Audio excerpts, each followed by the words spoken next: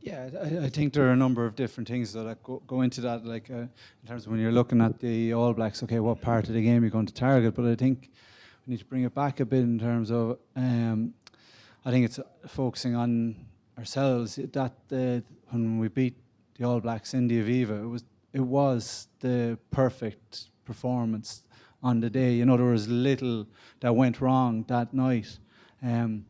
I think there's so many different factors now in terms of when you look at Ireland since they came back from camp before playing England, they looked flat. They got it kind of together, and Marks might be able to fill us in terms of like, you know, your last match before you go into the World Cup, you're just like, get me on that plane probably, and that's probably the mindset. So the Welsh game was a bit of maybe a misnomer, but they've looked incredibly flat. Some of the injuries that were going on early on in the season as well, a lot of soft tissue injuries, and then some of the injuries that like kind of Jack Conan's injury, we heard it was like he got stood on, like, so I'm like a bit of a conspiracy theorist here now in some ways, reading into some of the injuries, because some of them can be overused or overtired. We know with Joe Schmidt it's very intense. He demands a lot when you're both on and off the pitch in terms of the analysis and that.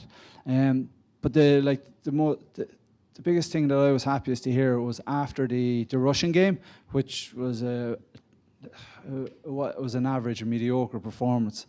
Was that he was giving them 4 days rest, and I thought that's exactly what this group looks like they needed.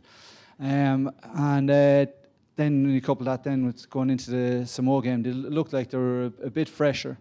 But still, the main concerns that I have going into the game is that Johnny Sexton hasn't played.